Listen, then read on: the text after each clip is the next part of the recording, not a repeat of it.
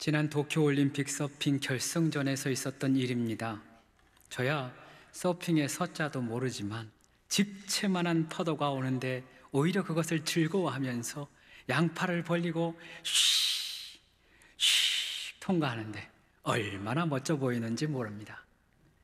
그러나 당시 서핑보다 더 이목을 끌었던 것은 해설자의 해설이었습니다. 한번 들어보십시오. 똑같은 파도는 절대 오지 않는다. 파도가 좋았던 적은 한 번도 없다. 모두가 비슷한 상황에서 경기를 한다. 그러니 불평할 필요가 없다. 그저 주어진 상황에서 최대한 열심히 하면 된다. 이것이 인생과 닮은 점이 아닐까. 이러한 해설자의 멘트에 많은 사람들이 감동을 얻었습니다. 저는 여수에 있는 작은 섬마을에서 태어나서 그 말이 몹시 공감이 되었습니다. 바다는 파도가 한 번도 멈춘 적이 없습니다. 파도에 크고 작음이 있을 뿐이지 언제나 파도는 있습니다. 매일의 파도가 같을 수 없을 뿐더러 그 파도를 예측하기도 쉽지 않습니다. 때로는 그 파도가 너무 커서 모든 건 내려놓고 잠시 피해야 할 때도 있지요. 그런 의미에서 바다는 인생을 닮았습니다. 크고 작은 파도가 매일같이 내 삶을 덮쳐옵니다. 때로는 도무지 감당할 수 없는 문제들로 인하여서 두렵고 낙심할 때가 있지요. 지난 삶을 몇 달만 되짚어 보아도 그렇습니다. 저희 속교의 한 가정이 어렵게 아이를 가졌는데 그만 유산되고 말았습니다. 군대 간 아들이 사고를 당하여 병원에서 수술을 해야 했습니다. 얼마 전까지 암으로 투병하였는데 이번엔 또 다른 부위에 암이 발견됩니다. 어렵사리 집을 얻었지만 금리가 너무 높아져서 버티기가 쉽지 않습니다. 우리는 이러한 인생의 파도를 어떻게 건너야 할까요? 내 삶에 수없이 부딪혀오는 그 파도 어떻게 견디고 승리할 수 있을까요? 오늘은 인생의 바다에 풍랑이 일어날 때, 인생의 바다에 풍랑이 일어날 때라는 제목으로 하나님의 은혜를 나누고자 합니다. 본문의 이야기 속으로 들어가 봅시다. 예수님과 제자들이 하루 종일 사역을 합니다. 날이 저물어 어두워지기 시작하는데 예수님께서 바다 건너편으로 가자고 하십니다. 다음 사건이 거라사 지방에 귀신 들린 사람 치유한 사건임을 보아서 예수님 그 영혼을 구원하기 위하여 날이 어두워졌음에도 불구하고 배에 오른 것임을 추측할 수 있지요. 얼마쯤 갔을까요? 갑자기 풍랑이 일어납니다. 그 풍랑 얼마나 컸던지 바다에 인이 박힌 베드로와 그 형제들도 손을 쓸 수가 없습니다. 어떻게든 배의 균형을 잡아보려고 애를 쓰는데 만만치가 않습니다. 이제는 물이 그 배 안으로 들이치다 못해 잠길 위험에까지 처하게 됩니다. 그런데 이런 상황 가운데 예수님은 주무시고 계시는 거예요. 이쯤 되니 제자들의 마음 가운데 원망이 됩니다. 의구심이 들어요. 예수님 함께 하시는데 왜 풍랑이 있을까? 선한 일 하러 가는데 왜 어려움이 있을까? 예수님 능력이 없는 것은 아닐까? 우리말로 조금 바꿔볼까요? 신앙생활 열심히 하고 있는데 왜 나에게 이런 고통이 찾아올까? 나 사역도 열심히 하고 있는데 하나님 왜 이런 시련을 주실까? 하나님 날 사랑하신다는데, 나를 복 주신다는데 왜 이런 어려움이 있을까? 도대체 이 풍랑은 언제 끝나며 나는 얼마나 버틸 수 있을까? 풍랑을 견디는 것 자체가 고통이요, 도무지 끝나지 않을 것 같은 그 두려움, 그 불안감, 이 모든 것이 우리의 마음을 짓누릅니다. 우리는 이때 어떻게 해야 할까요?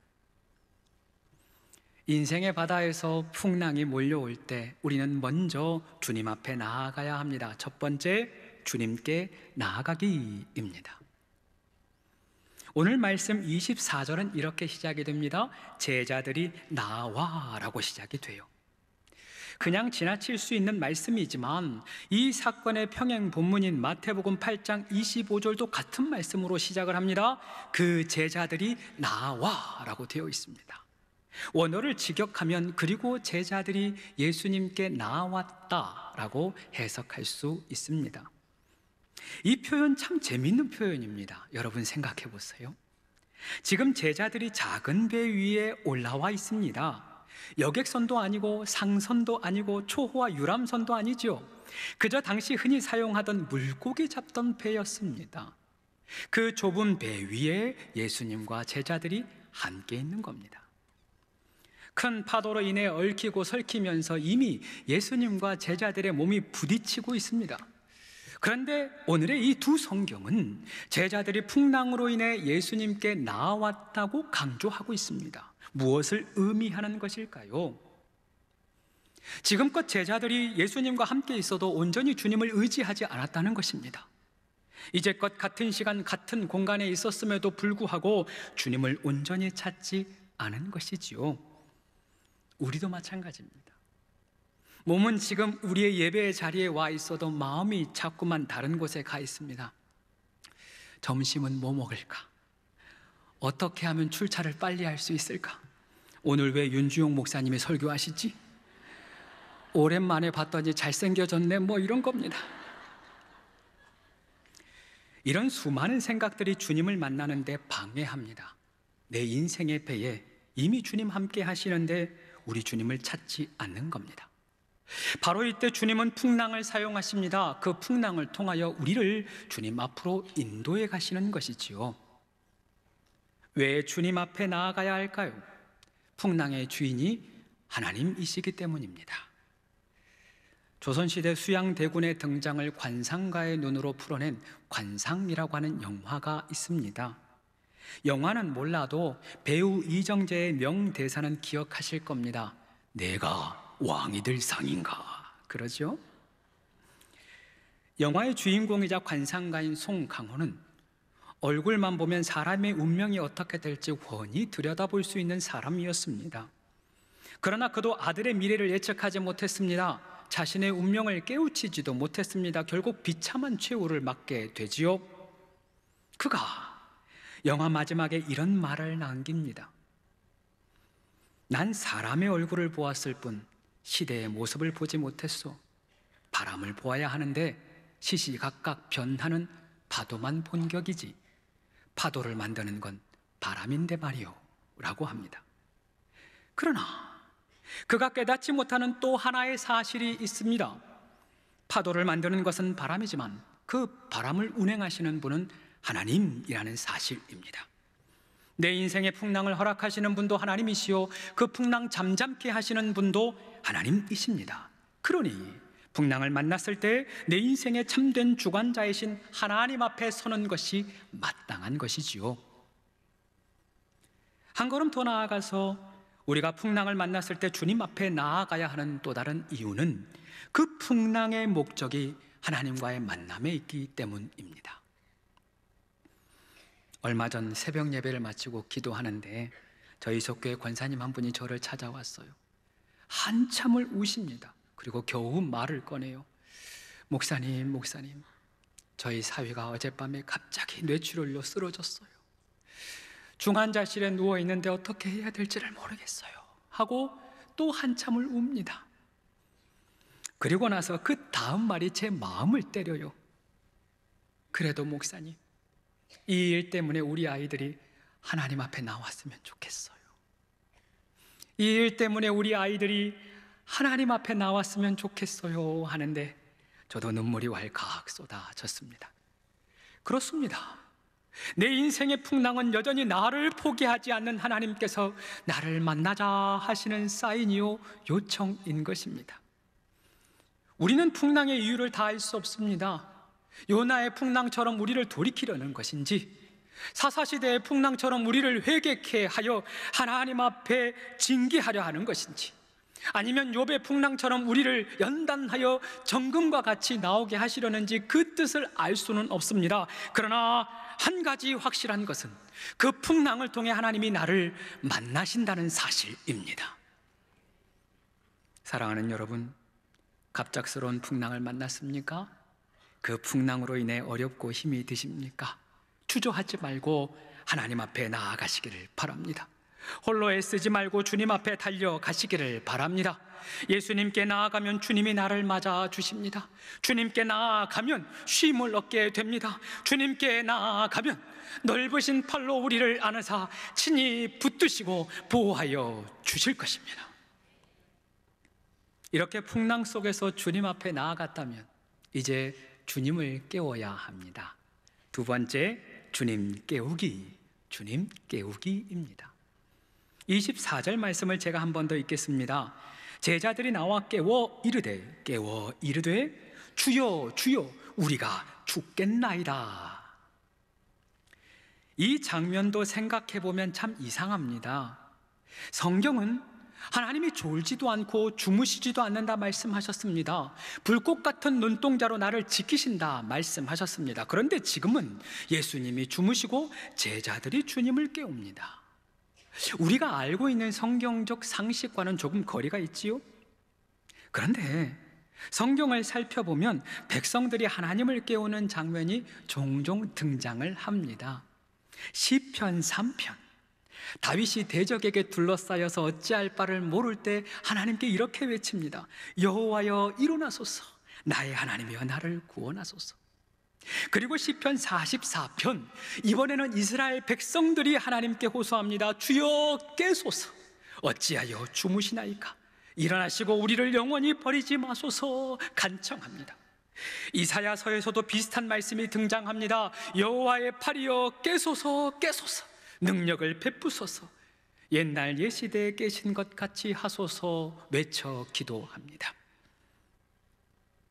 사실 이러한 기도는 하나님이 진정 주무셔서 드리는 기도는 아닙니다. 이 기도는 하나님의 신속한 개입을 촉구하는 기도입니다. 생명의 위기 앞에 목이 터져라 외치는 절규요, 가장 진실한 기도, 가장 낮아진 기도입니다. 침묵하시는 하나님 앞에, 잠잠히 계시는 하나님 앞에 하나님 구해주세요, 하나님 나 좀 살려주세요 외치는 간청이요 호소입니다. 그런 의미에서 깨우는 기도의 본질은 하나님을 깨우는 데 있는 것이 아니라 내 영을 깨우고 내 기도를 깨우는 데 그 본질이 있습니다. 그동안 기도하지 않았던 나, 하나님 없이 살려고 했던 나, 내 힘으로 살려고 했던 나, 영적으로 잠들어 있던 나, 그 바로 나를 깨우는 기도인 것이죠. 우리의 믿음의 선배님들은 힘든 일이 생기면 먼저 무릎을 꿇었습니다. 우리의 어머니들도 삶이 고달프고 힘든 인생길 걸어갈 때면 새벽을 깨우고 밤을 새워서 기도했더랬지요. 그 기도 덕분에 우리가 여기까지 온 것이고, 그 기도 덕분에 우리가 살고 있는 것입니다. 그러나 정작 우리의 세대는 그 기도를 잃어버렸습니다. 절박한 기도를 잃어버렸습니다. 간곡한 기도를 잃어버렸습니다. 위대한 기도자 E.M. 바운즈는 그런 우리를 향하여 다음과 같이 외칩니다. 우리에게 낭비되는 기도들이 너무 많다. 응답을 갈망하지 않으면서, 기도하지 않으면서 드리는 기도들이 많다. 여기서부터 주목해 보세요. 우리가 기도의 끈을 놓지 않고 인내하며 기도하는 이유는 그래야 살 수 있기 때문이요, 응답받지 못하면 죽기 때문이다. 지난해 별세하신 영적인 거장 딤 켈러 목사님이 계십니다. 교회의 부흥을 경험하고 목회자로서 또 신학자로서 명성을 알리고 있을 때 갑자기 암이라고 하는 불청객이 찾아옵니다. 암을 치료하면서 수술하면서 또 투병 생활을 이어가면서 목사님의 삶에 가장 먼저 일어난 변화는 바로 기도였습니다. 매일 아침과 저녁으로 온 힘을 다해 기도합니다. 매일같이 기도하되 큰 기대와 큰 소망 가지고 전심으로 기도합니다. 그렇게 쓰여진 책의 제목이 기도라는 책입니다. 그 1장이 이렇게 시작이 됩니다. 인생 후반부에 들어서야 기도가 무엇인지 제대로 알았다. 기도 말고는 달리 도리가 없었다. 기도 말고는 답이 없었다. 그렇습니다. 우리가 풍랑 가운데 깨달아야 할 가장 중요한 진리는 기도 말고는 도리가 없다는 것입니다. 기도 말고는 다른 답이 없다는 것입니다. 기도하면 사는 것이요, 기도해야 산다는 것입니다. 지난해 제 개인적으로 어려운 일을 만났을 때가 있었습니다. 마음 가운데 일어난 풍랑이 도무지 잠잠해지지를 않았어요. 이래서는 안 되겠다 싶어서 한적한 기도방에 갔습니다. 문을 열고 들어서자마자 눈물이 터져요. 하나님, 너무 힘이 듭니다. 하나님, 너무 지칩니다. 한참을 울며 기도하는데 우리 주님이 이렇게 말씀하시는 것 같았습니다. 너 오랜만이다.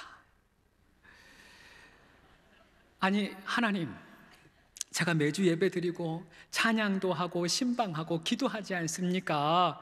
얼마나 많이 기도하는데 무슨 말씀입니까? 하는데 여전히 주님이 제 마음 가운데 오랜만이다 하시는 것 같았어요. 그래서 돌이켜보니 정말 오랜만이었습니다. 사역한다는 미명 아래, 예배 드리고 찬양하고 기도한다는 그 핑계 아래 나의 기도, 나의 간구를 잃어버린 것입니다. 내 기도 어디 갔는가? 내 눈물 어디 갔는가? 얼마나 회개가 되던지요. 사랑하는 성도 여러분, 기억하십시오. 우리에게 주어진 폭풍의 시간은 기도의 야성을 회복하는 시간입니다. 간절한 기도, 눈물의 기도, 절박한 기도를 회복하는 시간인 것입니다. 내 힘으로는 안 됩니다. 내 능력으로 안 됩니다. 오직 기도만이 하늘의 보좌를 움직입니다. 오직 기도만이 하나님의 손을 움직이는 것입니다. 그러니 기도의 줄을 다시 붙잡으시기를 바랍니다. 다시 기도하기 시작하시기를 바랍니다. 기도하면 삽니다. 기도하면 열립니다. 기도하면 됩니다. 믿으시기를 바랍니다. 이렇게 제자들이 주님 앞에 나와서 주님을 깨웠습니다. 이제부터는 제자들의 시간이 아니요, 우리 주님의 시간입니다. 잠잠하라, 주님 말씀하시니 즉시 거친 파도가 잠잠해집니다. 이제 예수님은 몸을 돌려 제자들에게 말씀하십니다. 25절 말씀입니다. 제자들에게 이르시되 너희 믿음이 어디 있느냐? 너희 믿음이 어디 있느냐? 여태 고생한 제자들에게 수고했다, 애썼다 하실 만도 한데 우리 주님, 너희 믿음이 어디 있느냐? 책망하듯이 물으십니다. 무슨 의미일까요? 예수님께서는 이 풍랑을 통하여서 제자들의 믿음을 보고 싶으셨던 겁니다. 이제 마지막입니다. 풍랑을 만날 때 우리는 우리의 믿음을 점검해야 합니다. 세 번째, 주님 신뢰하기. 주님 신뢰하기입니다. 오늘 본문처럼 풍랑과 믿음을 연결한 사건이 이후에 한 번 더 등장을 합니다. 오병이어의 기적을 경험한 후 예수님은 제자들을 배에 태워 보내시고 홀로 기도하러 산 위에 올라가십니다. 날이 저물어 어두워질 때쯤 갑자기 돌풍이 불어 일으킵니다. 예수님이 급히 물 위로 걸어가 제자들을 안심시키지요. 그런데 베드로가 문제예요. 여러분, 베드로 MBTI 아십니까? ENFP입니다. 매우 외향적이고 매우 즉흥적이고 매우 에너지가 넘치고 매우 생각이 없습니다. 도무지 생각하지 않고 그냥 먼저 움직입니다. 만약 주님이시거든 나를 명하사 물 위로 걸어오게 하소서라고 합니다. 도대체 이 말이 왜 튀어나오는지 지금도 이해할 수를 없어요. 그런데 그것을 우리 주님은 다 받아주세요. 우리 주님 MBTI가 뭔지 아십니까? LOVE. 사랑이에요. 다 받아주십니다. 결국 베드로는 물 위를 걷지만 얼마 못 가 바람을 보고 무서워 빠집니다. 그럼 베드로를 건지시며 우리 주님 말씀하십니다. 믿음이 적은 자여 왜 의심하느냐? 믿음이 적은 자여 왜 의심하느냐? 이때도 주님은 다른 것이 아닌 베드로의 믿음을 확인하고 계십니다. 그렇습니다. 풍랑의 시간은 결국 내 믿음을 확인하는 시간입니다. 풍랑과의 싸움은 믿음의 싸움인 것이죠. 이러한 믿음의 싸움에서 제자들이 모두 실패한 것입니다. 그러나 또 시간이 흘러 믿음으로 풍랑을 이긴 한 사람이 등장합니다. 궁금하지 않습니까? 500원 받지 않고 알려드릴 테니까 들어보세요. 사도행전 27장으로 가면 사도 바울이 죄인의 신분으로 로마에 압송된 사건이 기록됩니다. 그때 배를 타고 지중해를 건너요. 바울은 배를 띄우는 것이 지금 좋지 않다 백부장에게 이야기하지만 그는 그 말을 듣지 않고 결국 출항을 강행합니다. 아니나 다를까 얼마 가지 않아서 유라굴로라고 하는 광풍이 몰아칩니다. 그 광풍이 얼마나 거셌던지 배가 도무지 버틸 수가 없어요. 짐도 버립니다. 기구도 버립니다. 연장도 버립니다. 하루 이틀 3일 수일이 지나가는데도 도무지 풍랑에 잠잠해지지를 않는 거예요. 그렇게 풍랑 속에서 지치고 지쳐갈 때쯤 하나님의 사자가 바울을 만납니다. 하나님께서 말씀하십니다. 두려워하지 말라. 내가 가이사 앞에 설 것이다. 하나님이 너와 함께하는 모든 자들을 다 내게 주셨다라고 말씀합니다. 바울이 이 말씀을 붙듭니다. 이 말씀을 있는 그대로 믿어요. 다음날 아침이 되자마자 수많은 사람들을 다 모아 그 사람들에게 선포합니다. 이제는 안심하라. 너희 중에 아무도 생명에는 손상이 없으리라. 여러분이여 안심하라. 나는 내게 말씀하신 그대로 되리라고 하나님을 믿노라. 이렇게 바울은 하나님을 믿음으로 말미암아 그 모든 풍파를 이겨냅니다. 사랑하는 성도 여러분, 인생의 풍랑을 헤치고 갈 때 힘들지 않은 사람 어디 있겠습니까? 도무지 끝나지 않을 것 같은 그 풍랑 견딜 때 고달프지 않는 사람 어디 있겠습니까? 차라리 죽는 것이 낫겠다 싶을 때가 왜 없겠습니까? 그러나 사랑하는 여러분 안심하십시오. 하나님이 우리와 함께 계십니다. 사랑하는 성도 여러분 안심하십시오. 하나님의 말씀대로 될 것입니다. 여기 우리를 향한 하나님의 약속의 말씀이 있습니다. 이사야 41장 10절은 이렇게 기록합니다. 두려워 말라. 내가 너와 함께함이라. 놀라지 말라. 나는 내 하나님이 됨이라. 내가 너를 굳세게 하리라. 참으로 너를 도와주리라. 참으로 나의 의로운 오른손으로 너를 붙들리라. 이사야 43장 2절과 3절은 이렇게 기록합니다. 내가 물 가운데로 지날 때에 내가 너와 함께 할 것이라. 강을 건널 때 물이 너를 침몰하지 못할 것이며 내가 불 가운데 지날 때 타지 아니할 것이요 불꽃이 너를 사르지 못하리라. 할렐루야. 기도의 응답이 늦어질 때마다 이 말씀 붙드십시오. 계속되는 파도로 인해 마음이 지치고 상할 때 하나님의 말씀을 신뢰하시기를 바랍니다. 그 어떤 풍랑도 나를 해치지 못합니다. 그 어떤 파도도 나를 침몰치 못합니다. 하나님이 나와 함께 하심을 믿으면 어떤 역경도 이길 수 있는 것입니다.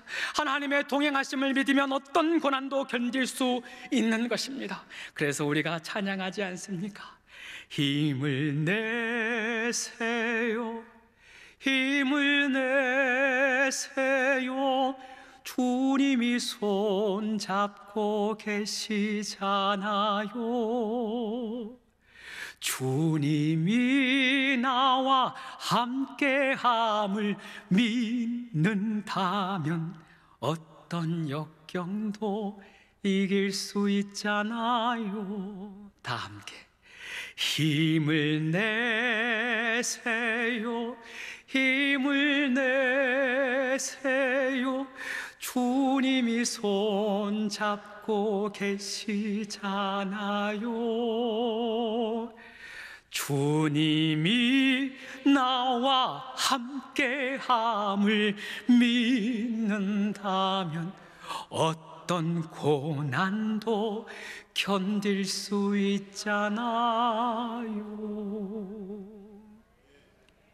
기억하십시오. 오직 의인은 믿음으로 삽니다. 오직 의인은 하나님을 믿는 믿음으로 사는 것입니다. 우리의 평생에 믿음의 승리를 보는 저와 여러분 되기를 간절히 소망합니다. 이제 한 가지 이야기로 오늘의 설교를 마치려 합니다. 우리 가운데에도 인생의 풍랑을 믿음으로 이겨낸 수많은 성도님들이 계십니다. 지난주 2부 예배 시에 입교식이 있었습니다. 그때 입교하는 부모님들이 짤막한 영상을 찍었습니다. 당시 제가 이 말씀 붙들고 준비하고 있었던 터라 그 영상 보는데 오늘의 말씀을 그대로 녹여낸 한 집사님의 고백이 있어 나누려 합니다. 영상 속 주인공은 현석이입니다. 태어나면서부터 염색체로 인한 발달 장애를 가지고 있었습니다. 때문에 태어나면서부터 어른도 감당하지 못할 수술을 여러 번 감당해야 했습니다. 작년 연말에도 큰 수술을 했습니다. 지금도 회복의 과정 가운데 있습니다. 사실 입교 준비 다 했지만 그 전날 몸이 너무 아파서 입원을 하는 바람에 입교를 못했어요. 지금도 아마 병실에서 이 말씀 듣고 있지 않을까 싶습니다. 부모님의 이름은 이재성 집사님과 남주영 집사님입니다. 주용 말고 주영. 처음 한소망교회에 와서 예배를 드리는데 이런 마음 주셨답니다. 아, 하나님이 이 시련을 통해 기도하라고 하시는구나. 하나님이 기도의 자리로 나를 이끄시는구나 하는 마음이 들었답니다. 그 마음으로 기도하면서 또 버티면서 지금껏 11년을 또 살아온 겁니다. 그 긴 시간 동안 왜 힘들지 않았겠습니까? 기도해도 도무지 변화되지 않고 여전히 아픈 현석이를 바라보면서 그 부모의 마음이 어찌 찢어지지 않았겠습니까? 그런데 입교하는 현석이 바라보면서 남주영 집사님 이렇게 이야기하시더라고요. 현석이가 아프지 않았다면 기도하지 않았을 겁니다. 세상적으로 나갔을 겁니다. 아니 어쩌면 하나님을 찾지 않는 사람이 되었을 겁니다. 현석이를 낳고 현석이를 돌보면서 드는 생각이 하나님께 붙어서 살아라 하시는 것 같았습니다. 하나님 앞에서 간구하며 살아라, 하나님 앞에서 평생 기도하며 살아라 하시는 것 같았습니다.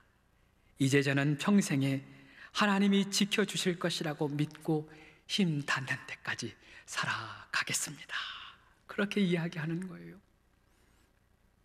그 집사님의 고백이 마치 하나님의 응답과 같이 들려졌습니다. 아들아, 내 앞에서 살아라. 평생 나와 함께 하자꾸나. 아들아, 기도해야 네가 산다. 평생 기도하며 살자꾸나. 아들아, 내가 너를 사랑한다. 내가 너를 붙든다. 평생 믿음으로 살자꾸나 하시는 것만 같았습니다. 사랑하는 성도 여러분, 우리에게 주어진 고난의 이유를 우리는 다 알 수 없습니다. 지금은 앞이 보이지 않고 막막하고 답답합니다. 그러나 기억하세요. 하나님은 이 모든 것을 합력하여 선을 이루어 주실 것입니다. 이 풍랑마저도 순풍되게 하시사 하나님의 기적을 만들어 가실 것입니다. 그러니 풍랑 가운데 주저하지 말고 주님 앞에 나아가시기를 바랍니다. 날마다 주님 앞에 떠나지 마시기를 바랍니다. 기도해야 내가 삽니다. 기도하지 않으면 죽습니다. 기도밖에는 다른 대안이 없습니다. 다시 간절한 기도, 간곡한 기도를 회복하시기를 바랍니다. 무엇보다 하나님을 끝까지 신뢰하십시오. 하나님 말씀하십니다. 두려워 말고 믿기만 하라. 두려워 말고 믿기만 하라. 믿음대로 될 줄 믿습니다. 인생의 바다에 거친 파도를 우리 주님과 함께 승리하는 우리 모두가 되기를 축복합니다.